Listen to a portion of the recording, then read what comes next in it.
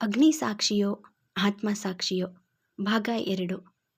ಗೌತಮ್ ಬಳಿಗೆ ಬಂದ ರಾಘವ್ ಅವನ ಹೆಗಲ ಮೇಲೆ ಕೈಯಿಟ್ಟರು. ಯೋಚನಾ ಲೋಕದಲ್ಲಿ ಮುಳುಗಿದವನು ಅಪ್ಪ ಎಂದು ನಕ್ಕನು. ಸಿಂಧೂರ ನನ್ನ ಮುದ್ದಿನ ತಂಗಿ. ಈ ಮನೆಯ ಪ್ರತಿ ಮೂಲೆ ಮೂಲೆಯಲ್ಲೂ ಅವಳ ನೆನಪಿದೆ. ಅವಳ ನಗು ಈ ಮನೆಯಲ್ಲೆಲ್ಲ ಹರಡ್ಕೊಂಡಿದೆ. ಈ ಮನೆಗೆ ಬೆಳಕಾಗಿ ನನಗೆ ತಾಯಿಯಾಗಿದ್ದವಳು. ಅವಳ ಪ್ರತಿ ಕನಸನ್ನು ನನಸಾಗಿಸೋಕೆ ಪಣ ತೊಟ್ಟು ಸಜ್ಜಾಗಿದ್ದೆ ನಾನು. ಆದರೆ ಆ ಭಾರ್ಗವ್ ಮಧ್ಯದಲ್ಲಿ ಬಂದು ನನ್ನ ತಂಗಿನ ನನ್ನಿಂದ ಕಸ್ಕೊಂಡು ಬಹುದೂರ ಕರೆದುಕೊಂಡು ಹೊರಟೋದ. ನಾನು ಅವಳಿಗಾಗಿ ಹುಡುಕದ ಜಾಗ ಇಲ್ಲ, ಹಂಬಲಿಸದ ದಿನಗಳಿಲ್ಲ. ಕೊನೆಗೆ ಅವಳು ನನಗೆ ಸಿಕ್ಕಿದ್ದು ಒಂದು ಸರ್ಕಾರಿ ಆಸ್ಪತ್ರೆಯಲ್ಲಿ. ತುಂಬು ಗರ್ಭಿಣಿಯನ್ನು ಒಬ್ಬಂಟಿಯಾಗಿಬಿಟ್ಟು ಪ್ರೇಯಸಿಯ ಜೊತೆ ಫಾರಿನ್ಗೆ ಹಾರಿದ್ದ. ರಾಘವ್ ಕೋಪದಲ್ಲಿ ಕುದಿದು ಹೋದರು. ಅವರನ್ನು ನೋಡಿದ ಕಾರ್ತಿಕ್ಗೆ ಆತಂಕವಾಯಿತು. ಅಪ್ಪ ಹಾರ್ಟ್ ಪೇಷಂಟ್. ತುಂಬ ಮುಂಜಾಗರೂಕತೆಯಿಂದ ಅವರನ್ನು ನೋಡಿಕೊಳ್ಳಬೇಕಾಗಿತ್ತು. ಪ್ರಣತಿ ಅರ್ಜುನ್ ಒಟ್ಟಿಗೆ ಸುತ್ತಾಡುತ್ತಿದ್ದುದನ್ನು ಅದೆಷ್ಟೋ ಬಾರಿ ನೋಡಿದ್ದನು. ಅವಳಿಗೆ ಅನ್ಯಾಯ ಮಾಡುವ ಮನಸ್ಸಿಲ್ಲದಿದ್ದರೂ ಅಪ್ಪನ ಮಾತಿಗೆ ಒಪ್ಪಿಗೆ ನೀಡಿದ್ದನು. ಆದರೆ ಈಗ ಅದೇ ನೋವಿನಿಂದ ಕೊರಗುತ್ತಿದ್ದನು. ಪಪ್ಪ, ನಿಮ್ಮ ತಂಗಿಯ ಸಾವಿಗೆ ನೀವು ಪ್ರತೀಕಾರ ತೆಗೆದುಕೊಂಡದ್ದು ಆಗಿದೆ. ಪ್ರಣತಿ ಈಗ ಈ ಮನೆ ಸೊಸೆ. ಆ ಮನುಷ್ಯ ಮಾಡಿದ ತಪ್ಪಿಗೆ ಅವಳಿಗೆ ಶಿಕ್ಷೆ ಆಗೋದು ಬೇಡ. ನಿಮ್ಮ ತಂಗಿಯ ಮಗಳು ಯಾವುದೇ ನೋವಿಲ್ಲದೆ ಸಾಕಿದ್ದಾರೆ ಭಾರ್ಗವ್. ಇನ್ನು ಮುಂದೆ ಆ ಹೊಣೆ ನಿಮ್ಮದಾಗುತ್ತೆ. ರಾಘವರನ್ನು ಸಮಾಧಾನಿಸುವ ಪ್ರಯತ್ನ ಮಾಡಿದನು. ಕನ್ನಡಕ ತೆಗೆದು ಕಣ್ಣೊರೆಸಿಕೊಂಡವರು, ನಾನು ಅವನಷ್ಟು ಕಟುಕನಲ್ಲ. ಈ ಮನೆಯಲ್ಲಿ ಅವಳು ಮಹಾರಾಣಿಯಂತೆ ಇರ್ತಾಳೆ.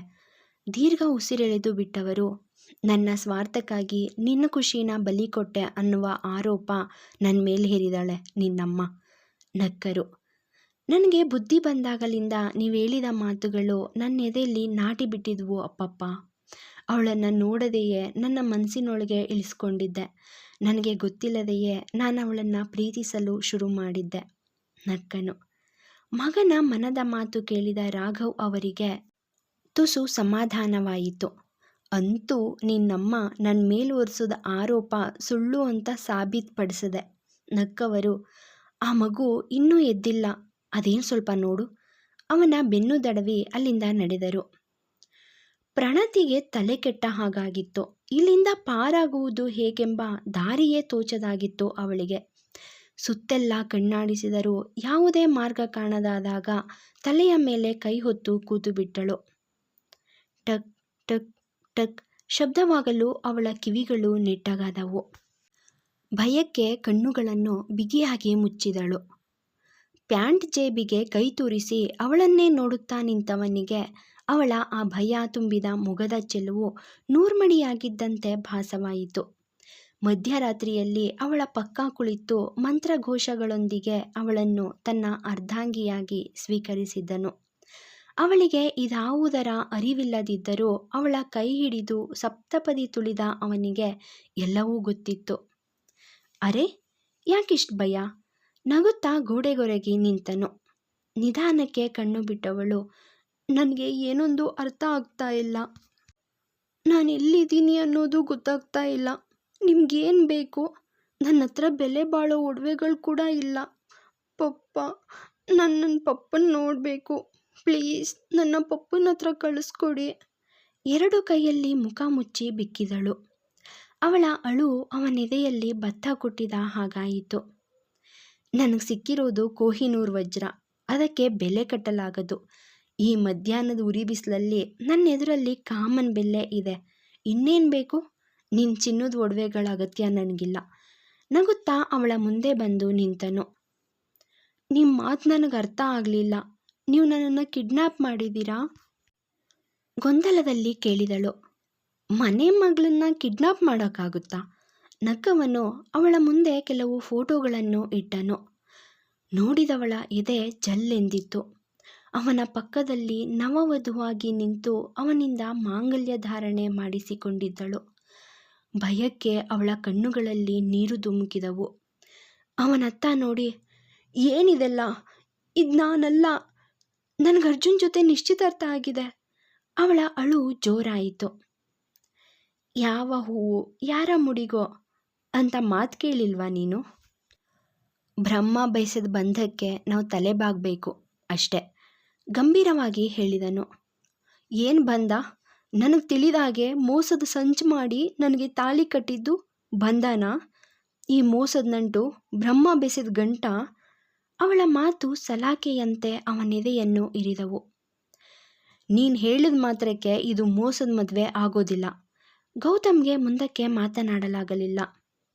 ಅಲ್ಲ ಅಂದರೆ ಇನ್ನೇನು? ನನ್ನ ಜೀವನದ ನಿರ್ಧಾರ ತೆಗೆದುಕೊಳ್ಳೋದಕ್ಕೆ ನೀವ್ಯಾರು? ಇದು ಮದುವೆ ಅಲ್ಲ, ನಾನಿದನ್ನು ಒಪ್ಪೋದಿಲ್ಲ. ಅವನ ಕಾಲರ್ ಹಿಡಿದು ದಬ್ಬಿದಳು.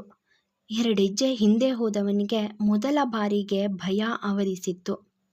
ಭಾರತೀಯ ಹೆಣ್ಣು ಮಕ್ಕಳು ಮದುವೆ ಎನ್ನುವ ಪವಿತ್ರ ಬಾಂಧವ್ಯಕ್ಕೆ ತುಂಬ ಬೆಲೆ ಕೊಡುತ್ತಾರೆ ಎಂದುಕೊಂಡು ಅದೇ ಧೈರ್ಯದಲ್ಲಿ ಅವಳ ಒಪ್ಪಿಗೆಯನ್ನು ಪಡೆಯದೆ ಅಪ್ಪನ ಮಾತಿಗೆ ಒಪ್ಪಿ ಅವಳಿಗೆ ತಾಳಿ ಕಟ್ಟಿದ್ದನು.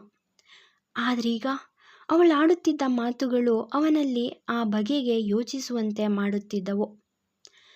ನಮ್ಮ ಸಂಸ್ಕೃತಿಯಲ್ಲಿ ಮದುವೆಗೆ ಮಹತ್ವವಾದ ಬೆಲೆ ಇದೆ. ಭಾರತೀಯ ಹೆಣ್ಣು ಮಗಳಾಗಿ ನೀನು ಆ ಚೌಕಟ್ಟನ್ನು ಮೀರೋದಿಲ್ಲ ಅಂದ್ಕೊಳ್ತೀನಿ ಎಂದವನು ಅವನ ಕೈಯಲ್ಲಿದ್ದ ಇನ್ನೂ ಉಳಿದ ಫೋಟೋಗಳನ್ನು ಅವಳ ಮುಂದೆ ಎಸೆದು ಅಲ್ಲಿಂದ ನಡೆದು ಬಿಟ್ಟನು. ಅವನ್ನೆಲ್ಲ ಕೈಗೆತ್ತಿಕೊಂಡವಳ ಹೃದಯ ಭಾರವಾಗಿತ್ತು. ಪ್ರತಿಯೊಂದು ಫೋಟೋದಲ್ಲಿಯೂ ಅವಳ ನಿರಾಕರಣೆ ಇರಲಿಲ್ಲ.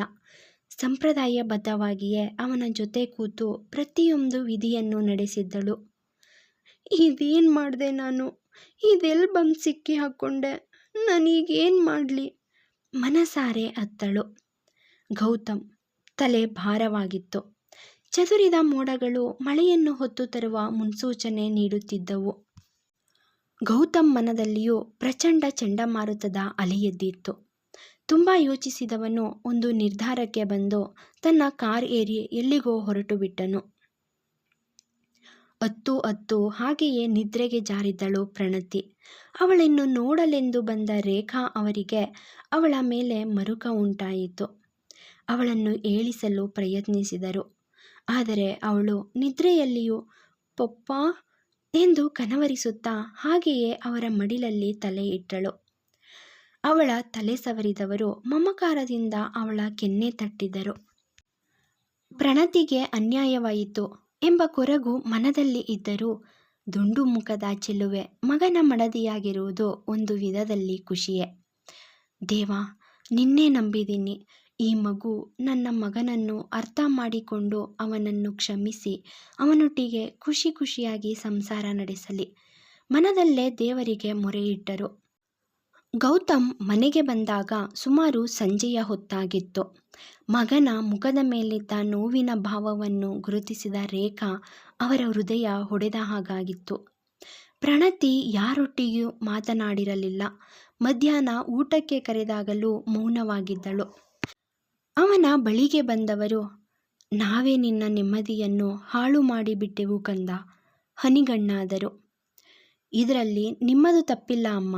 ಅಪ್ಪನ ಮೇಲಿನ ಸೇಡಿಗೆ ಮಗಳ ಮೇಲೆ ರಿವೆಂಜ್ ತಗೋಬಾರ್ದಿತ್ತು. ಅವಳಿಗೂ ಅವಳದೇ ಆದ ಕನಸುಗಳಿದ್ದವು. ಅದಕ್ಕೆಲ್ಲ ಕೊಳ್ಳಿ ಇಟ್ಟುಬಿಟ್ನೇನೋ ಅನ್ನೋ ಪಾಪ ಪ್ರಜ್ಞೆ ತುಂಬ ಕಾಡ್ತಿದೆ.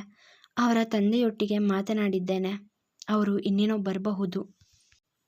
ಆಕಾಶದತ್ತ ನೋಡುತ್ತಾ ದೀರ್ಘ ಉಸಿರು ಬಿಟ್ಟವನು, ನಾನವಳ ಗಂಡ ಅನ್ನುವ ಯಾವುದೇ ಕುರುಹುಗಳು ಅವಳ ಬಳಿ ಇರಬಾರ್ದು. ಅಪ್ಪನ ಬಳಿ ಇದನ್ನು ಮಾತನಾಡುವ ಜವಾಬ್ದಾರಿ ನಿಮ್ಮದು. ಅಲ್ಲಿ ನಿಲ್ಲಲಾಗದೆ ಹೊರಟು ಬಿಟ್ಟನು. ಮಗನ ಅವಸ್ಥೆಯನ್ನು ನೋಡಿದ ತಾಯಿಯ ಕರುಳು ಚುರುಕೆಂದಿತು. ಗಂಡನ ಮೇಲೆ ಅತೀವ ಕೋಪ ಬಂದಿತ್ತು. ರೂಮಿಗೆ ಬಂದವರು ತಂಗಿಯ ಫೋಟೋ ಹಿಡಿದು ಕುಳಿತಿದ್ದ ಗಂಡನನ್ನು ನೋಡಿ, ಈಗ ಸಮಾಧಾನ ಆಯ್ತಾ ನಿಮಗೆ? ಇಲ್ಲದ ನಿಮ್ಮ ತಂಗಿಯ ಮೇಲಿನ ಪ್ರೀತಿಗಾಗಿ ನನ್ನ ಮಗನ ಜೀವನ ಹಾಳು ಮಾಡಿಬಿಟ್ರಿ. ಬಾಯಿಗೆ ಕೈ ಅಡ್ಡ ಇಟ್ಟು ಬಿಕ್ಕಿದರು. ರಾಘವ್ ಉಬ್ಬುಗಳು ಗಂಟಾದವು. ಏನು ಹೇಳ್ತಾ ಇದೆಯಾ ರೇಖಾ? ಎದ್ದು ಅವರ ಬಳಿ ಬಂದು ಕೇಳಿದರು.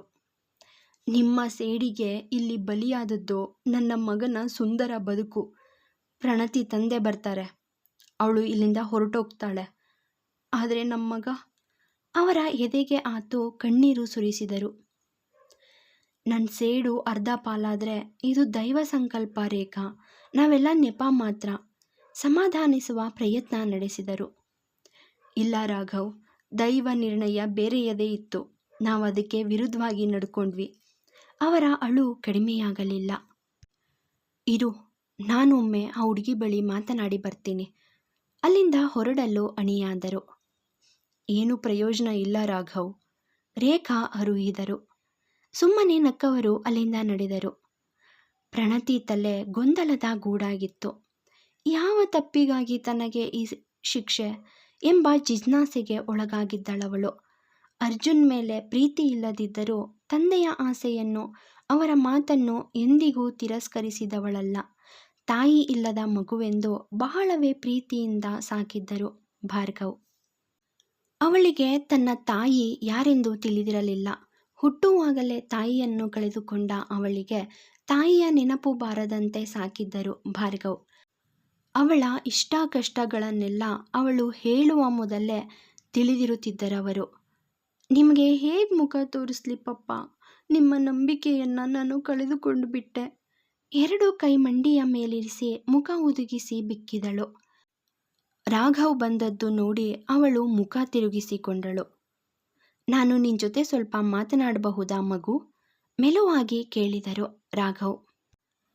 ನೀವುಗಳು ಮಾಡಿರುವ ಮಹಾನ್ ಕೆಲಸಕ್ಕೆ ಸಮಜಾಯಿಸಿಕೊಡೋದಾದರೆ ಬೇಡ, ಕಟುವಾಗಿ ಹೇಳಿದವಳ ಮಾತಿಗೆ ಬೆಚ್ಚಿದರು ಅವರು. ಅಲ್ಲಿ ನಿಲ್ಲಲಾಗದೆ, ಅವಳನ್ನು ಎದುರಿಸಲಾಗದೆ ನೊಂದು ಅಲ್ಲಿಂದ ನಡೆದು ಬಿಟ್ಟರು ರಾಘವ್. ಕಾಲೆಳೆದು ಬಂದ ತಂದೆಯನ್ನು ನೋಡಿದ ಗೌತಮ್ಗೆ ಪರಿಸ್ಥಿತಿಯ ಅರಿವಾಗಿತ್ತು. ಪಪ್ಪ, ಪ್ರಣತಿ ಹತ್ರ ಮಾತನಾಡೋಕೆ ಹೋಗಿದ್ರಾ? ಕೇಳಿದನು. ರಾಘವ್ ತಲೆಯಾಡಿಸಿದರು ಅಷ್ಟೆ. ಮೆಲುವಾಗಿ ನಕ್ಕವನು, ಕಾಲ ಮೀರಿಯಾಗಿದೆ ಅಪ್ಪ, ನಮ್ಮಿಂದ ತಪ್ಪಾಗಿದೆ. ನಾವು ಅವಳ ಕ್ಷಮೆಗೂ ಕೂಡ ಅರ್ಹರಲ್ಲ. ಅವಳನ್ನು ಇಲ್ಲಿಂದ ಕಳುಹಿಸಿಕೊಡುವ ಸಿದ್ಧತೆ ಮಾಡಬೇಕು. ನೋವನ್ನು ಅದುಮಿಟ್ಟು ನುಡಿದನು. ನಿನ್ನ ಅಮ್ಮ ಹೇಳಿದ ಹಾಗೆ ನನ್ನ ಸೇಡಿಗೆ ನಿನ್ನನ್ನು ಬಲಿ ಕೊಟ್ಬಿಟ್ಟೆ ಕಂದ. ರಾಘವ್ ನೋವಿನಿಂದ ಹೇಳಿದಾಗ ಗೌತಮ್ ನಿರಾಸೆಯ ನಗು ನಕ್ಕನು. ಸಿಗೋಣ ಮುಂದಿನ ಸಂಚಿಕೆಯಲ್ಲಿ. ಅಲ್ಲಿವರೆಗೂ take care. Love you all. Bye bye.